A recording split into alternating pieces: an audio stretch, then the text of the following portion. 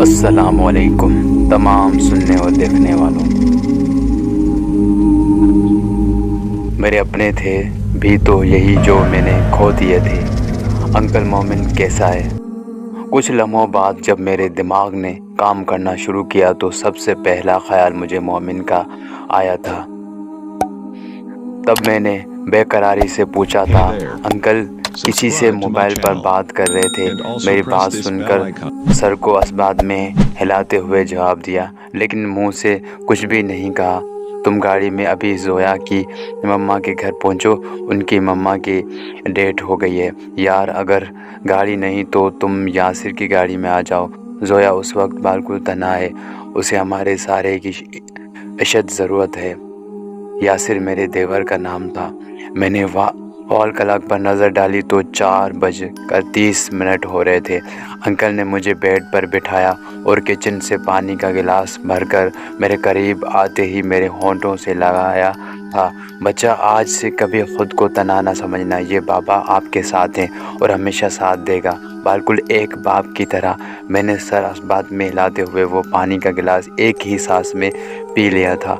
मैंने कल से कुछ नहीं खाया पिया था, ये पहला गिलास था जो मैंने फटाफट से पी लिया था। सुबह हमारे घर सब मौजूद थे, मेरी सास, मेरी नंदें, देवर, देवरानी, जेठानी वगैरह। सब ने मुझे हौसला दिया था। मेरी मम्मा को मेरी आंखों के सामने ले जाया गया था। मैं रोती रही, गिड़गिड़ाती रही कि मेरी मम्मा को मत ले जाएं, पर किसी ने मेरी एक ना सुनी। मेरी मम्मा को उसके असल मकाम पर ले जाया गया था। मैं आज खुद को बहुत तन्हा महसूस कर रही थी। मेरे इतने सारे अपने थे, लेकिन उन सब के बावजूद मैं आज बिल्कुल तन्हा हो गई थी।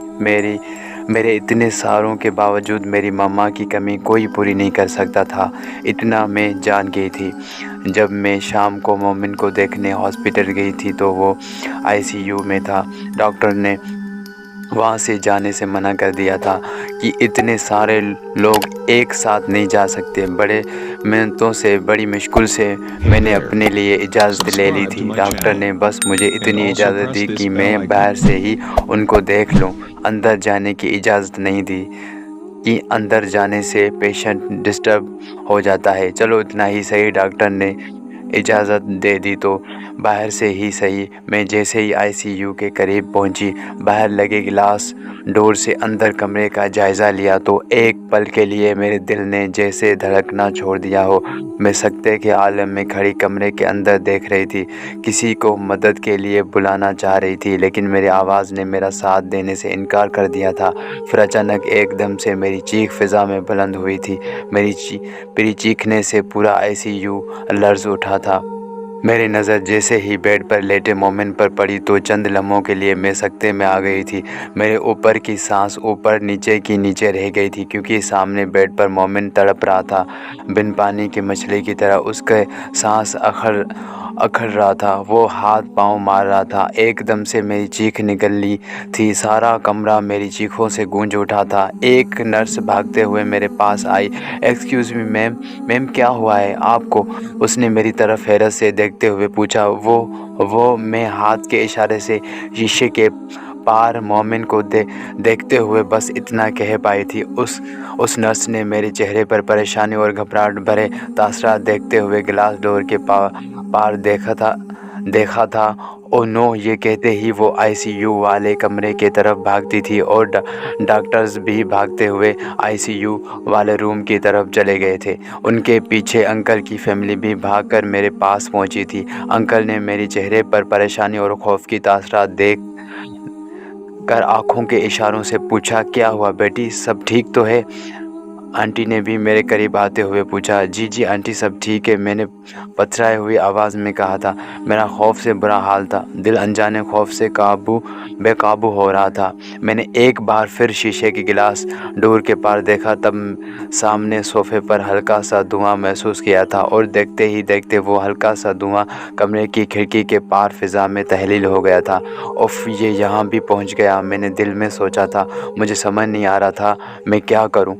ये कैसी मोहब्बत थी उसकी मुझसे, सब कुछ तो छीन लिया था। मेरा कल असासा मेरे माँ बाप थे, वो भी उसने छीन लिए थे। मोमिन का आखिरी सहारा बचा था, अब ये भी छीनना चाहता था। मैंने अंकल की तरफ देखकर सर का इशारा करते हुए उनको कमरे से बाहर चलने को कहा था। अंकल ने भी शायद मेरा इशारा समझ लिया था, तभी अंकल भी सरासबात में हिलाकर एक्सक्यूज़ मी करते हुए बाहर चले गए थे। उनके पीछे मैं भी कमरे से बाहर चली आई थी। क्या हुआ बेटा, तुम कुछ परेशान हो? बात क्या है, मुझसे शेयर करो। अंकल ने एक कुर्सी पर मुझे बैठने का इशारा किया और दूसरे पर वो खुद बैठे थे। जी अंकल, मैं वाकई में काफ़ी परेशान हूँ अंकल। उसने मुझसे सब कुछ तो छीन लिया है, अब वो मेरा मोमिन भी मुझसे छीनना चाहता है और मैं किसी सूरत ऐसा नहीं होने दूंगी। मैंने मजबूत इरादों से कहा। बच्चा क्या वो यहाँ भी आया था? अंकल ने हैरानी से मेरी तरफ देखते हुए पूछा। जी अंकल, वो आया था, कुछ देर पहले मैंने उसके कमरे से बाहर निकलते हुए देखा है। मैंने दाएं बाएं देखते हुए बहुत ही आस्तगी से बताया। मुझे डर था कहीं वो अब भी मेरे आसपास छुपकर मेरी बातें न सुन रहा हो, और मेरा शक दुरुस्त साबित हुआ था। वो बिल्कुल अंकल के पीछे और मेरे सामने मौजूद था। उसके लबों पर हल्की सी मुस्कान थी। था क्या हुआ था? मुझे उस बात बहुत गुस्सा आया था। मैं अपनी कुर्सी से उठकर बिल्कुल उसके सामने जा खड़ी हुई। तुम चाहते क्या हो? क्या मेरी ज़िंदगी अजरन कर दी तुमने? आखिर तुम चले क्यों नहीं जाते मेरी ज़िंदगी से और मेरी दुनिया से? मैंने इंतहाई करखत और गुस्सैली आवाज़ में पूछा। कुछ लम्हों के लिए बिल्कुल खामोशी छाई रही। अंकल ने भी गर्दन मोड़कर पीछे देखा। कोई जवाब ना पाकर मैंने एक बार फिर से पूछा था। बताओ मुझे, तुम क्या चाहते हो? क्यों मुझे सुकून की सांस लेने नहीं देते? मेरे सामने आओ और आकर मुझे बताओ, आखिर तुम्हारा मसला क्या है? क्यों मुझे सुकून से जीने नहीं देते? सब कुछ तो छीन चुके हो मेरा, और क्या छीनना बाकी रह गया है? मेरी वजह से न जाने कितनों का खून कर दिया है तुमने, और कितनों का करना बाकी है। मुझे एक ही बार बता दो, मुझ में और शक नहीं है किसी अपने को खोने की। मेरी हिम्मत टूट चुकी है, नहीं सह पाऊंगी किसी और अपने की कुर्बानी में। ऐसा करती हूँ, अपनी ही जान ले लेती हूँ। मुझे अब तुमसे मोहब्बत नहीं है, अब तुम मेरी ज़िद बन गई हो। बस वो नज़र तो नहीं आ रहा था, पर उसकी अज़दा जैसी आवाज़ मेरी समात पर हथौड़े बरसा रही थी। अगर मेरे बेटे को कुछ भी हुआ तो इतना याद रखना, मैं तुमको भी ज़िंदा नहीं छोड़ूंगा। ऐसा सबक सिखाऊंगा तो आशिकी करना भूल जाएगा। अंकल कुर्सी से एक झटके से उठकर मेरे पास आकर गुस्से भरे लहजे में कहा। फिज़ा में एक कहका गूंज उठा था। उसके मकरू कहके में एक तूफ़ान का अंदेशा था। फिर एकदम खामोशी छा गई थी। जैसे तूफ़ान आने के बाद खामोशी छा जाती है, बिल्कुल वैसे खामोशी। अंकल यहाँ से चलें, कहीं वो मोमिन को कोई नुकसान ना पहुँचा दे। मैं घबराहट में अंकल की कलाई पकड़कर तेज़ तेज़ कदमों से चलने लगी थी। अंकल भी मेरी तरह तेज़ तेज़ कदम उठाते हुए कमरे की तरफ बढ़ने लगे थे, जैसे अंकल को भी अंदेशा हो कि वो कुछ गलत न कर दे। मैं चल कम दौड़ ज़्यादा रही थी। हम अस्पताल के अंदरूनी हिस्से में पहुंचकर जैसे ही आईसीयू वाले कमरे के पास पहुंचे और शीशे के गिलास डोर से अंदर झांका तो वो बिल्कुल मोमिन के पास पहुंच चुका था। उसके क्या इरादे थे मैं नहीं जानती थी। मैं फ़ौरन उसी गिलास डोर का दरवाज़ा खोलकर अंदर दाखिल हुई थी। वहाँ और भी डॉक्टर्स मौजूद थे। एक्सक्यूज़ मी मैम, आप अंदर नहीं आ सकती। वो मुझे हाथों से पकड़कर बाहर ले जाने लगे। मेरे शौहर के जान को ख़तरा है, प्लीज़ मेरी बात समझने की कोशिश करें। Please try to understand me, मैंने एक डॉक्टर के पास पहुंचकर कहा। डॉक्टर ने हैरत से मेरी तरफ देखा। मैं आपकी बात समझना नहीं, आप कहना क्या चाहती हैं? मैं आपकी बात समझा नहीं, आप कहना क्या चाहती हैं? क्या हम डॉक्टर्स यहाँ झक मार रहे हैं? क्या आपके शौहर को हमसे ख़तरा है? उन्होंने काफ़ी गुस्सेले लहजे में पूछा। मैंने ऐसा तो कुछ नहीं कहा डॉक्टर साहब, मैं अपने शौहर पर बस आयतुल कुर्सी पढ़ना चाहती थी। मैंने शर्मिंदगी महसूस करते हुए बात को आगे बढ़ने से बचा लिया था। तब ही मोमिन हाथ पांव मारने लगा था, उसकी सांस अखड़ने लगी थी। ये सब कुछ डॉक्टर भी देख रहे थे, फिर वो भी उसे बचाने की कोशिश में लगे थे। मेरा वही मसला था, परेशानी में आयतुल कुर्सी पढ़ना भूल जाती थी और मैं कभी कभी बीच में ही भूल जाती थी। इस बार भी ऐसा हुआ था। मैं आयतुल कुर्सी पढ़ते हुए बीच में भूल गई थी तो मैं भागकर अंकल को बुला लाई थी, जो दरवाजे के वस्त में हैरत से खड़ा सर को कभी दाएं तो कभी बाएं करके घूर रहा था। शायद अंकल असद को खोज रहे थे। اسد مومن کے پاس کھڑا تھا۔ وہ مجھے تو نظر آ رہا تھا، شاید انکل کو نہیں آ رہا ہوگا، تب ہی وہ ادھر ادھر دیکھ رہے تھے۔ تب تک مومن ہاتھ پاؤں مارتے ہوئے نیم بے ہوش ہو چکا تھا۔ سب ڈاکٹر اپنے کوشش میں لگے ہوئے تھے۔ انکل نے آیت الکرسی کے ساتھ چاروں قرآن پاک کی پچھلی صورتوں پڑھ کر مومن پر پھونک ماری تھی۔ تب ہی کمرے میں دھواں اٹھا تھا، پورا کمرہ دھواں سے بھر گیا تھا۔ انکل نے مومن کے بیڈ کے چاروں طرف پھونک ماری تھی، بیڈ کے چاروں طرف ایک کرا دیا تھا۔ تب مومن کی حالت کچھ بہتر ہوئی تھی اور وہ دھواں کا ایک گول کمرے کی کھڑکی سے باہر کہیں ہوا میں تحلیل ہو گیا تھا۔ یہ سب کیا تھا؟ ایک ڈاکٹر جیسے ہی اپنے حواس میں لوٹا تو کچھ پریشانی کے عالم میں پوچھنے لگا تھا۔ انکل نے ڈاکٹر کے سامنے سب کچھ من و گن بیان کر دیا تھا۔ میں نے وہ پوری رات ہاسپٹل میں گزاری تھی کیونکہ مجھے گھر جانے سے بہت خوف اور ڈر محسوس ہوتا تھا، اس لیے میں انکل کو بتا کر وہیں ہسپتال میں رک گئی تھی۔ صبح 7 بجے انکل کی ساری فیملی ہمارے گھر پر موجود تھی۔ انہوں نے کال کر کے مجھے گھر آنے کو کہا تھا۔ بچہ تم ایسا کرو، ٹیکسی کر کے گھر چلی جاؤ، تمہاری مما کی تعزیت کے لیے لوگ گھر آ رہے ہیں اور تمہارا وہاں ہونا بے حد ضروری ہے۔ انکل نے میرے سامنے ناشتہ رکھتے ہوئے کہا جو کچھ دیر پہلے میرا دیور دے کر گیا تھا۔ سلائس جام کے ساتھ ایک تھرماس بھی تھا جس میں گرما گرم چائے تھی۔ میرے سر میں کافی درد تھا، میں نے بنا کچھ کھائے بس ایک کپ چائے پی لی تھی۔ ٹھیک ہے انکل، میں چلتی ہوں، شام کو انشاءاللہ پھر سے چکر لگاؤں گی۔ آپ نماز کے بعد آیت الکرسی کے ساتھ چاروں کل پڑھ کر مومن پر ضرور پھونک مار دیجیے گا، مجھے لگتا ہے وہ پھر آئے گا۔ مجھے بہت پریشانی ہو گئی۔ انکل نے میرے سر پر ہاتھ رکھ کر سر اسبات میں ہلا دیا تھا۔ وہ ابھی بھی منہ میں کچھ پڑھ رہے تھے۔ تم فکر نہ کرو بچہ، میں ہوں نا۔ انکل نے پہلے ایک پھونک بیڈ پر سوئے مومن پر ماری، پھر میرے سر پر شفقت بھرا ہاتھ پھیر کر مجھے حوصلہ دیتے ہوئے کہا۔ میں نے بھی نظر اٹھا کر مومن کو دیکھا تو وہ سکون سے سو رہا تھا۔ میں اتنا کہہ کر خاموشی کے ساتھ ہاسپٹل کے گیٹ سے باہر نکل آئی تھی۔ میں گھر واپس آ گئی تھی۔ 1-2 دن تک میں صبح شام مومن کے پاس ہو آتی تھی۔ کچھ ہی دن ہوئے تھے، پھر ایک دن انکل کی کال آئی کہ مومن کو ہوش آ گیا ہے، وہ اب خطرے سے باہر ہے۔ ہم سب نے اللہ پاک کا بے حد شکر ادا کیا تھا، ہم سب بے حد خوش تھے۔ میں شام میں مومن سے ملنے ہاسپٹل گئی تھی۔ وہ پہلے سے کافی بہتر تھا، اسے ICU والے کمرے سے دوسرے روم میں شفٹ کر دیا گیا تھا۔ ہم کچھ دن ہی ہاسپٹل رہے، پھر ڈاکٹر نے مومن کا مکمل چیک اپ کرنے کے بعد اسے ڈسچارج کر دیا تھا۔ اسد کافی دنوں سے پھر میرے پاس نہیں آیا تھا۔ وہ کہاں تھا، وہ کہاں گیا، مجھے کچھ بھی معلوم نہیں تھا۔ وہ زندہ تھا یا نہیں، مجھے تو اس کے بارے میں اتنا بھی پتہ نہیں تھا۔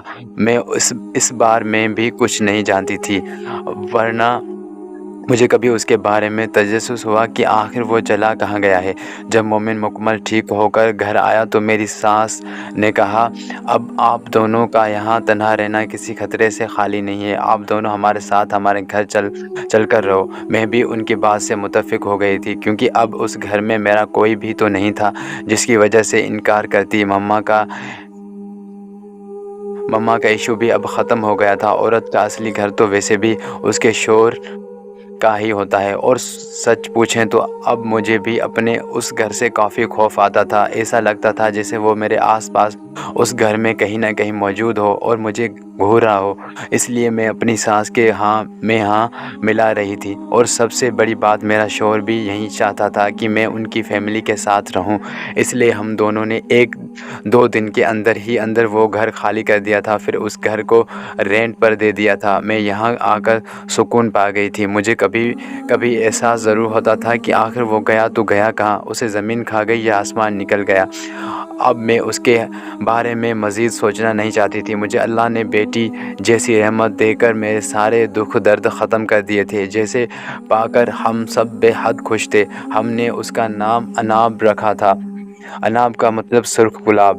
میں اپنی بیٹی میں اس قدر مغن ہو گئی تھی کہ اپنی بیتی سب باتیں فراموش کر بیٹھی تھی۔ میں پچھلی سب باتیں بھول گئی تھی کیونکہ ان سب باتوں کو کافی عرصہ بیت چکا تھا۔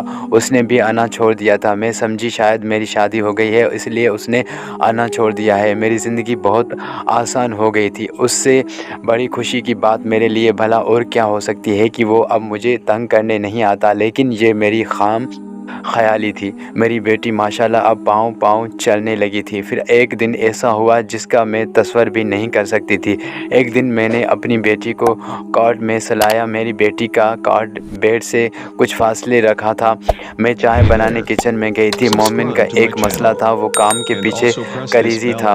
وہ جو بھی کام کرتا جب تک اسے مکمل نہ کر لیتا وہ گھر نہیں آتا تھا۔ وہ کام کے سلسلے میں کئی راتیں گھر سے باہر گزار دیتا تھا۔ رات ہی سب سو رہے تھے۔ اناب کو کارڈ میں سلا کر میں چائے بنانے کچن میں گئی تھی۔ میری یہ پرانی عادت تھی، میں جب تک رات کو چائے نہ پی لیتی مجھے نیند نہیں آتی تھی، تو میں یہ غرض پوری کرنے کے خاطر اس وقت کچن میں کھڑی چائے بنانے میں مگن ہو گئی تھی۔ پھر کمرے میں آ کر میں نے وہ چائے پینے کے بعد وہ خالی کپ کچن میں رکھ کر جب واپس کمرے میں لوٹی تو بیٹی کاٹ کے اوپر والا دوپٹہ ڈھلکا ہوا تھا۔ میرے رونگٹے کھڑے ہو گئے تھے۔ ایک پل تو میرا دل دھڑکنا بند ہو گیا تھا۔ میری بیٹی کاٹ میں نہیں تھی۔ آپ یقین کریں اس وقت مجھے ایسا لگا تھا جسے مجھے کسی نے آسمان کی بلندیوں سے زمین پر پٹکا ہو، پٹکا بھی اتنا زور کا ہو کہ بدن ایک دم منجمد ہو گیا ہو۔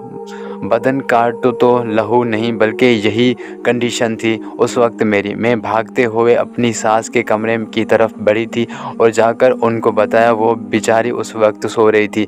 پھر وہ بھی پریشانی سے اٹھ بیٹھی تھی۔ پریشانی تھی بھی تو بے حد، کچھ بھی لمحوں میں یہ بات پورے گھر میں گردش کرنے لگی تھی کہ سب بے حد پریشان تھے۔ میں نے جب اپنے شوہر کو کال کی تو اس کا نمبر آف جا رہا تھا۔ میں نے وہ پوری رات روتے ہوئے گزار دی تھی۔ میرے سسر نے بھی مجھے حوصلہ دیا تھا، لیکن میری جان جیسے سولی پر لٹکی ہوئی تھی۔ مجھے رہ کر اپنی بیٹی کی یاد ستانے لگی تھی۔ اس کے ہنسنے کی آواز میرے کانوں میں گونج رہی تھی۔ میں اس وقت بے بسی کے انتہا پر تھی۔ میں چاہ کر بھی کچھ نہ کر سکی۔ زندگی میں ہر انسان کے ساتھ ایک لمحہ ایسا ضرور آتا ہے جب وہ چاہ کر بھی کچھ نہیں کر سکتا، وہ انتہائی مجبور ہے، بس لاچار ہو جاتا ہے۔ میرے لیے آج وہی لمحہ تھا۔ میں ایک ماں تھی، میرے اس وقت جو احساسات تھے میں چاہ کر بھی ان کو لفظوں میں نہیں بتا سکتی۔ یہ کیفیت وہی جان سکتا ہے جن کے ساتھ کبھی ایسا لمحہ گزارا ہو۔ یہ کیفیت وہی جان سکتا ہے جن کے ساتھ کبھی ایسا لمحہ گزرا ہو، جو بے بسی کے انتہا پر ہو یا وہ خود ایک ماں ہو۔ اللہ کر کے صبح ہوئی۔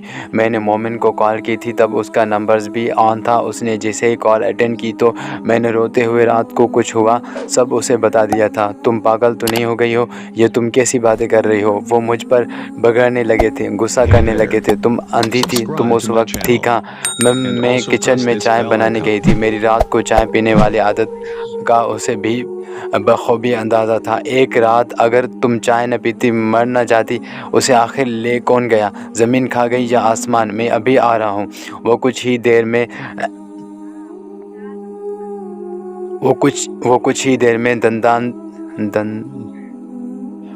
ہی دیر میں دنداناتے ہوئے گھر میں داخل ہوا تھا۔ کہاں ہے میری بیٹی؟ خدا کا خوف کھاؤ، تم کیسی ماں ہو؟ ایک بچی تم سے سنبھالی نہیں جاتی، ایک بیٹی کا بھی خیال نہ رکھ سکی تم؟ وہ میرے سر کھڑا چلا رہا تھا۔ میں سر جھکائے اس کی باتیں سنتی رہی۔ یہ تم کیسی باتیں کر رہے ہو؟ وہ تمہاری بیوی بعد میں ہے، پہلے وہ ایک ماں ہے جس پر تم چیخ چلا رہے ہو، وہ بھی اس بچی کی ماں ہے۔ میرے ساس نے اسے غصے سے گھورتے ہوئے چپ کرانے کی کوشش کی تھی۔ اور یہ ہمارے گھر کا رواج نہیں ہے کوئی اپنی بیوی یا ماں بہن سے اس لہجے میں اتنی اونچی آواز میں بات کرے۔ میرے سسر نے بھی اسے گھر کہا تھا۔ میری سسر نے بھی اسے گھر کہا تھا۔ بابا آخر میری بچی گئی تو گئی کہاں؟ مجھے اس بات کا بہت ٹینشن ہو رہی ہے۔ جب یہ چائے بنانے کچن میں گئی تھی تب بھی وہ کاٹ میں سو رہی تھی۔ رات کے 10 بجے گھر میں گھسنے کی آخر ہمت کس نے کی ہوگی؟ اس نے اپنا ماتھا سہلا کر شدید پریشانی میں مبتلا ہوتے ہوئے کہا تھا، کہیں اسے اسد تو نہیں لے گیا؟ آخر کوئی انسان گھر میں گھستا تو وہ سب کو نظر آ جاتا، کوئی نہ کوئی تو اس انسان کو دیکھ ہی لیتا۔ میرے سسر نے اپنا شک ظاہر کیا تھا۔ یہ بات سن کر میں ایک پل کے لیے سکتے میں آ گئی تھی۔ میرا دل لرز اٹھا تھا، دل کی دھڑکن اتنی تیز ہو گئی تھی جیسے وہ ابھی دل کی دیوار توڑ کر باہر آ جائے گی۔ ماتھے پر ہلکا سا پسینہ نمودار ہونے لگا تھا۔ میری فیلنگز کچھ عجیب سی ہونے لگی تھی۔ مجھے خود پر غصہ آنے لگا تھا۔ یہ سب میری وجہ سے ہی تو ہو رہا تھا۔ پہلے بابا، انکل، مما، مومن کو بھی تو اس نے پوری کوشش کی تھی مارنے کی، یہ تو میرے اللہ نے کرم کیا تھا جو اس کی جان بچ گئی تھی، اور اب میری بیٹی، میری معصوم جان، میری زندگی، اس کو بھی نہیں چھوڑا، اسے بھی لے گیا، اور نہ جانے کتنوں کو میں نے کھونا ہوگا۔ اولاد کے ساتھ کچھ برا ہو تو یہ دکھ، تکلیف اور اذیت ماں کو کچھ سکون نہیں لینے دیتی۔ ایک ماں کے لیے اولاد سے بڑھ کر اور کچھ نہیں ہوتا۔ بابا، اگر ایسا ہے جو آپ کہہ رہے ہیں، میری بچی واقعی اس کے پاس ہے، تو اس بار میں اسے نہیں چھوڑوں گا۔ بہت برداشت کر لیا میں، اب مجھے کچھ کرنا پڑے گا۔ بیٹا، اس بار میں بھی تمہارے ساتھ ہوں۔ اس نے ہماری نرمی کا ناجائز فائدہ اٹھا لیا ہے۔ میں اگر اب تک چپ تھا تو اس کی ماں کی وجہ سے۔ وہ عورت بڑی اچھی تھی۔ میرے سسر نے مومن کے کندھوں پر تھپکی دیتے ہوئے کہا۔ پھر مومن نے اسی دن سے عمل کرنا شروع کر دیا تھا۔ وہ رات کو دیر سے گھر آنے لگا تھا۔ اس بات کو آج تیسری رات تھی۔ اسد اس کے ہتھے چڑھ گیا تھا۔ آج مومن نے جو عمل کیا تھا وہ اپنے گھر کیا تھا۔ تم میرے سامنے آؤ۔ میرے سامنے کیوں نہیں آتے؟ ڈرتے ہو مجھ سے؟ بہت تماشا کر لیا تم نے، اور بہت تماشا سہ لیا ہم نے۔ میں مومن کے پاس ہی بیٹھی تھی۔ میں نے ہلکا سا دھواں ہوتے ہوئے دیکھ لیا تھا۔ پھر وہ دھواں آہستہ آہستہ بڑھنے لگا تھا۔ وہ سامنے ہی صوفے پر ٹانگ رکھے بیٹھا مسکرا رہا تھا۔ اس کی آنکھوں میں دیپ چل رہی تھی۔ میں نے آج تک اتنے روشن اور خوبصورت آنکھیں کسی کی بھی نہیں دیکھی جتنی اس کی تھی۔ اس کی آنکھوں میں ایک عجیب سی چمک تھی۔ وہ حسن مجسم تھا۔ لو آ گیا تیرے سامنے بھی۔ اس کی آواز میں شیر کی دھار تھی، بادلوں گھڑگھڑاہٹ تھی، اژدہا کی پھنکار تھی۔ کہاں ہے میری بیٹی؟ مومن نے غصیلی آواز میں پوچھا تھا۔ نہیں جانتا، اس نے مختصر جواب دے کر میری طرف دیکھا تھا۔ میں نے نفرت سے اپنا سر جھٹکا تھا۔ میں آخری بار پوچھ رہا ہوں، میری بیٹی کہاں ہے؟ میں آخری بار پوچھ رہا ہوں، میری بیٹی کہاں ہے؟ سچ بتا دے۔ مومن نے غصے سے چلاتے ہوئے کہا۔ نہیں جانتا، اس نے اس بار بھی مختصر جواب دیا تھا۔ تب مومن نے منہ میں کچھ پڑھ کر اس پر پھونک ماری تھی۔ اسد نے شدید غصے میں کہا، ایسا نہ کر، نیست و نابود ہو جائے گا۔ مومن برابر عمل دہراتا رہا، پھونک مارتا رہا۔ وہ زمین پر گرتے ہی تڑپنے لگا۔ مجھے چھوڑ، وہ گرایا۔ نہیں چھوڑوں گا جب تک میری بیٹی کا نہیں بتاؤ گے۔ مومن باتوں کے ساتھ ساتھ عمل بھی کرتا رہا۔ میں کہتا ہوں چھوڑ مجھے، اس نے چیختے ہوئے کہا۔ مومن نے کوئی جواب نہ دیا، بس عمل کرتا رہا۔ کچھ پڑھتا، اس پر پھونک مارتا، وہ تڑپنے لگتا۔ میں بتاتا ہوں، مجھے چھوڑ دے، اس نے کرا کر ہار مانتے ہوئے کہا، جیسے تھک کے بے بس ہو گیا ہو۔ تب مومن نے بھی ہی کچھ پڑھنا بند کر دیا تھا۔ بولو، میری بچی کہاں ہے؟ چھپا رکھی ہے نا تم نے؟ مومن نے نرمی دکھاتے ہوئے آرام سے پوچھا۔ وہ میرے پاس ہے، لیکن میرا ارادہ اسے اٹھانے کا یہ غلط نہیں تھا۔ وہ بس سوتے ہوئے مجھے پیاری لگی تھی تو میں اسے اٹھا لیا۔